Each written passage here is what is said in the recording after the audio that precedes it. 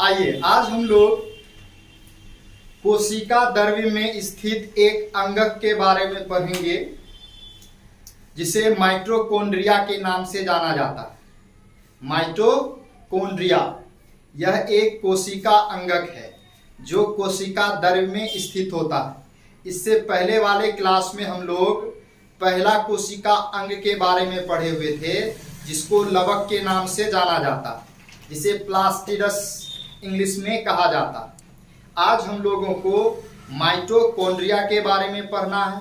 इसका संरचना कैसा होता है उसके बारे में जानना है। इसका क्या कार्य होता है उसके बारे में जानना है। माइटोकॉन्ड्रिया कोशिका के कोशिका द्रव्य में स्थित होता है, चाहे वो पादप कोशिका हो या जंतु कोशिका हो। दोनों ही प्रकार के कोशिकाओं में माइटोकॉन्ड्रिया स्थित होता है। इससे पहले वाले अंगक के बारे में जो हम लोग पढ़े थे जिसे लवक कहा जाता है, वह केवल और केवल पादप कोशिकाओं में पाया जाता था। जंतु कोशिका में लवक नहीं पाया जाता। अगर लवक जंतु कोशिका में पाया जाता तो जंतु भी अपना भोजन अपने से बना सकता था, लेकिन वह केवल और केवल पादप कोशिकाओं में पाया जाता है। लेकिन माइटोकॉन्ड्रिया जो है यह पादप कोशिका उसके साथ साथ जंतु कोशिका दोनों में पाया जाता है। आइए हम लोग इसका संरचना देखते हैं। ये माइटोकॉन्ड्रिया है। माइटोकॉन्ड्रिया की संरचना इसी प्रकार का होता है। अंडाकार संरचना दिखाया गया जो कोशिका द्रव्य में स्थित होता है। हम लोग कोशिका का एक फिगर बनाए हुए थे बड़ा सा।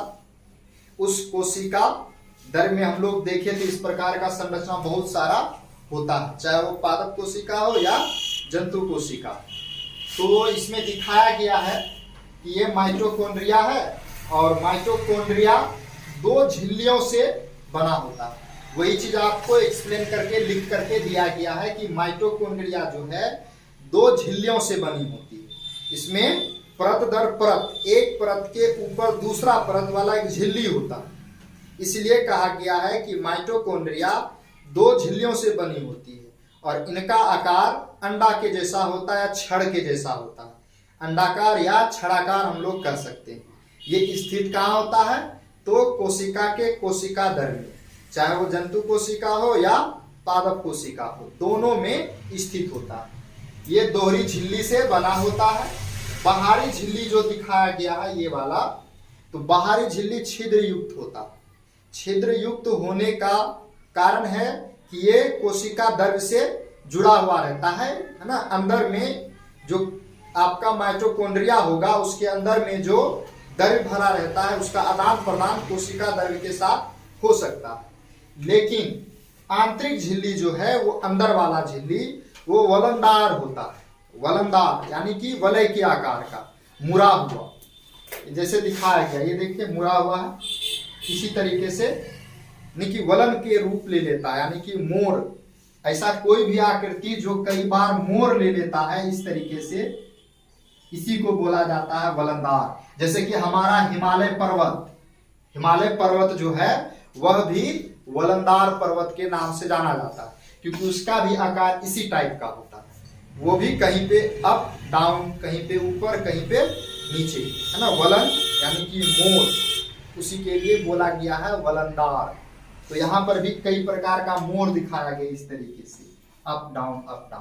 और दो जो आपका वलनदार है जिसके कारण एक पहाड़ ऊपर चले जाता है और फिर थोड़ा देर नीचे आ जाता है, फिर ऊपर चले जाता है।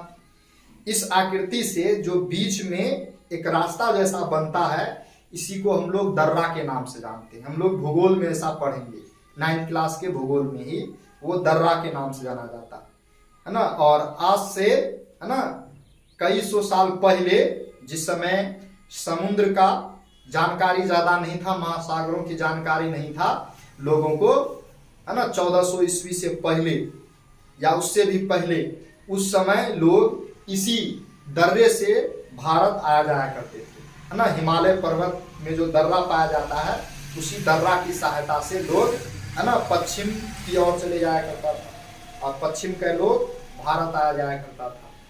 तो ये जो आंतरिक वाला झिल्ली है है ना, वो वलनदार होता है और इनके अंदर मैट्रिक्स पाया जाता है। क्या पाया जाता है? मैट्रिक्स। मैट्रिक्स क्या चीज है? तो एक तरल पदार्थ है, तरल द्रव्य, कई प्रकार का द्रव्य भरा रहता है। जैसे कि हम लोग है ना थूक फेंकते हैं, एक तरीके से वो लार होता है, उसमें कई प्रकार का द्रव्य पदार्थ मिला होता है। हम लोगों को दिखता नहीं, हम लोग हमको लगता है कि ऐसे ही कुछ भी है, फेंक देते हैं, है ना। जो भोजन हम लोग खाते हैं उसी भोजन में कई प्रकार का चीज मिला होता है। जब वो है ना अंदर में जाता है तो वो टूटता है अलग अलग भागों में। जो चावल खाते हैं या रोटी खाते हैं, उसी चावल में, रोटी में, या जो साग सब्जी होता है जब मिल जाता है, उसी में आपका कार्बोहाइड्रेट, प्रोटीन और वसा मिलता है, बहुत सारा विटामिन मिलता है, vitamin A, vitamin B, vitamin K, vitamin D, ये सभी चीज उसी भोजन से हम लोगों को प्राप्त होता है। हम लोग केला खाते हैं तो केला तो दिखता है, लेकिन कैल्शियम दिखता है क्या? तो कैल्शियम भी केला में पाया जाता है और वो हमारे शरीर में उपयोग होता है, जिससे कि हमारा शरीर एक तरीके से हड्डी मजबूत होता है कैल्शियम के मात्रा से। अगर उसका कमी अगर हो जाएगा तो हड्डी क्या हो जाएगा? कमजोर हो जाएगा। और विटामिन डी से भी एक तरीके से शरीर का हड्डी मजबूत होता है। तो यहाँ पर इस मैट्रिक्स में बहुत सारा द्रव्य पदार्थ भरा होता है। यहां तक कोई दिक्कत है? इसमें दिखाया गया है कि राइबोसोम पाया जाता है इस मैट्रिक्स में। स्वयं का जो माइटोकॉन्ड्रिया होता है, माइटोकॉन्ड्रिया में स्वयं का राइबोसोम पाया जाता है और स्वयं का डीएनए भी पाया जाता है। स्वयं का डीएनए और स्वयं का राइबोसोम। राइबोसोम का कार्य होता है वो खुद से प्रोटीन निर्माण करता है। प्रोटीन जहां जहां आवश्यकता होगा शरीर को, उसका निर्माण यही आपका राइबोसोम करता है। तो इस मैट्रिक्स में जो भी पदार्थ पाया गया उनके बारे में बताया गया। ये डीएनए का संरचना है, ये डीएनए इसी मैट्रिक्स में पाया जाता है। राइबोसोम जो छोटा छोटा आकृति दिख रहा है वो आपका राइबोसोम है। तो इसी चीज के बारे में आपको यहाँ पर विस्तार से बताया गया है कि ये जो है आपका, यह दो झिल्लियों से घिरी होती है। बाहरी झिल्ली छिद्रयुक्त होती है ना, अंदर की झिल्ली वलनदार होती है। इसके अंदर मैट्रिक्स यानी कि तरल पदार्थ भरा होता है ना। जीवाणु तथा स्तनधारी जो जीव है, जीवाणु हम लोग पढ़े थे 8th क्लास में जीवाणु के बारे में, सूक्ष्म जीव के बारे में, है ना। सूक्ष्म जीव 5 प्रकार का होता है, जिसमें पहला आपका जीवाणु यानी कि बैक्टीरिया आता है। तो उसके बारे में हम लोग पढ़े थे।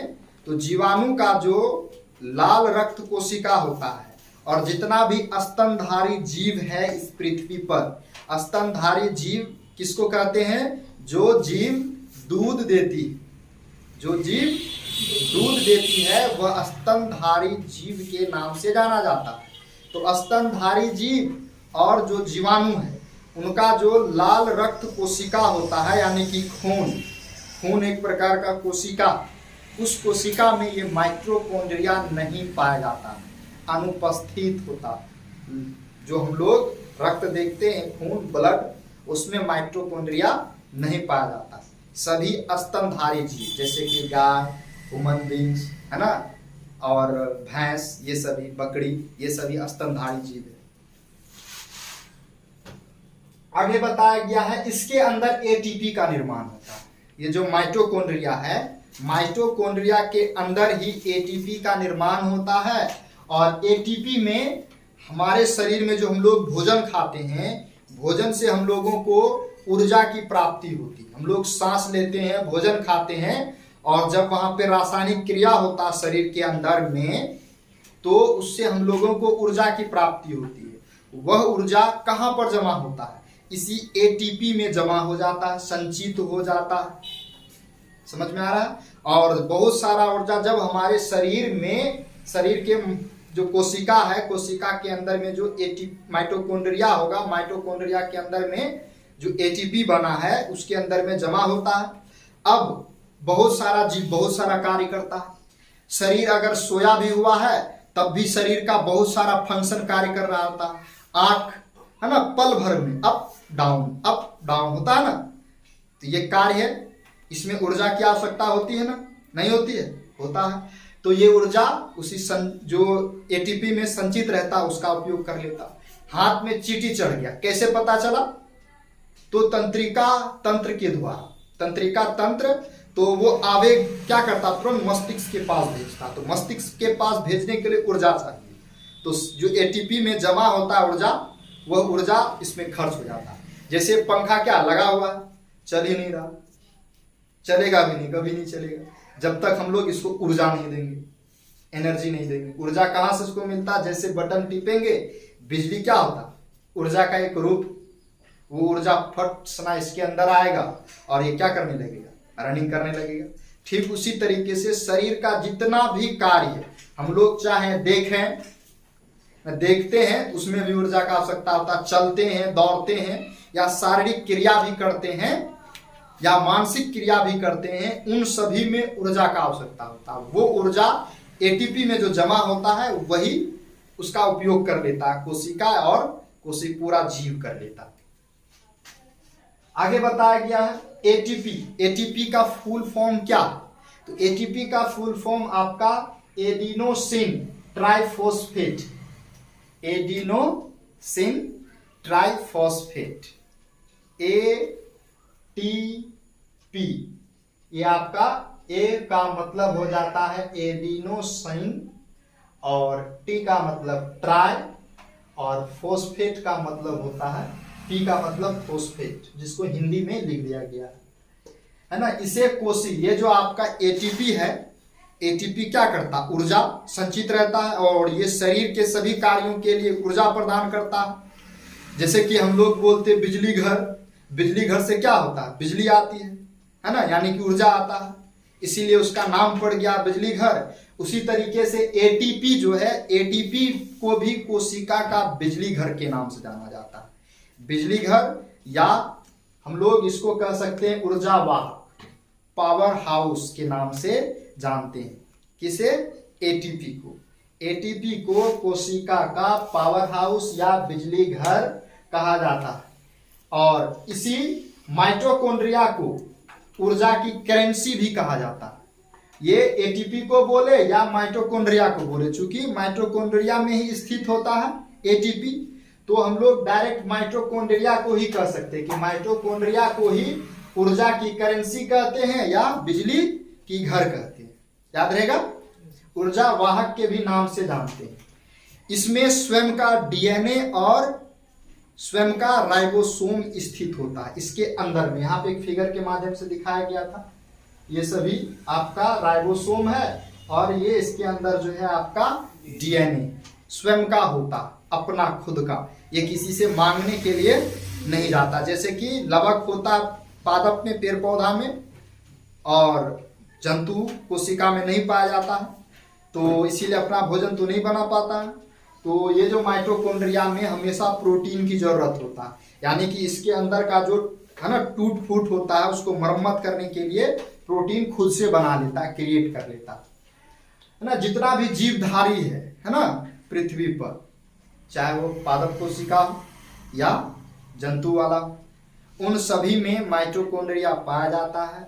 और माइटोकॉन्ड्रिया के अंदर ऊर्जा का घर यानी कि एटीपी का निर्माण होता है, और सभी जीवधारी शरीर के अंदर जो भी रासायनिक क्रिया होता है, हम लोग सोचते हैं भोजन खाए पच गए, तो भोजन को पचाने के लिए भी ऊर्जा चाहिए। जैसे कि हम लोग चावल क्या है, एक प्रकार का भोजन है, लेकिन वो खा सकते हैं क्या, सूखा हुआ। उसी तरीके से जो बाजार से सब्जी लाते हैं, गोभी, बैगन, टमाटर, क्या लाते हैं, डायरेक्ट लाते हैं, खाना आरंभ कर देते हैं। ऐसा होता है क्या, नहीं, उसको पकाना पड़ता है ना। पकाने के लिए क्या चाहिए, ऊर्जा चाहिए, यानी कि ऊर्जा उसको देते हैं हम लोग, किस रूप में, ईंधन के रूप में, है ना। एलपीजी गैस देते हैं, या लकड़ी जलाते हैं, या कुछ भी जलाते हैं, उनसे ऊर्जा मिलता है। और वो ऊर्जा क्या होता है, ट्रांसफर हो जाता है चावल में और अन्य सब्जी में, जिससे वो क्या हो जाता है, पक जाता है, सीज जाता है, और वो स्वादिष्ट भी बन जाता है। पहले जब आदिवासी का जमाना था, जिस समय आग का आविष्कार नहीं हुआ था, उस समय है ना कच्चा मीट खाया जाता था। डायरेक्ट शिकार जाता था, किसी अन्य जानवर को मार देता था, लाता था, और डायरेक्ट जो है ना भिड़ जाता था खाने के लिए। साग हो या सब्जी हो, सब कच्चा खाया जाता था, कुछ भी पका कर नहीं खाया। अब आग था ही नहीं तो पकाएगा कहाँ से? था ही नहीं, उस समय आग का आविष्कार हुआ ही नहीं था। तो ऐसे ही आदिवासी लोग जो जंगल झाड़ में पहले रहा था, जो जिस समय यानी कि दुनिया बना होगा, है ना, जंगल झाड़ आदि मानव सब घूमता था, है ना। ये 5 क्लास या 6 क्लास के हिस्ट्री में पढ़े होंगे आदि मानव का बारे में। तो वो लोग जो है बड़े आराम से जो मिलता था अपना जीवन को चलाने के लिए ऐसे ही खा पी लेते थे। लेकिन बाद में जो है 2 बंदर जो है वो आग का आविष्कार कर दिया। वो पत्थर लेकर के खेल रहा था, है ना, तो वो पत्थर आपस में टकराने के कारण उससे चिंगारी उत्पन्न हुई, और चिंगारी उत्पन्न ऐसा उत्पन्न हुआ कि पूरा का पूरा जंगल को ही जला के साफ कर दिया।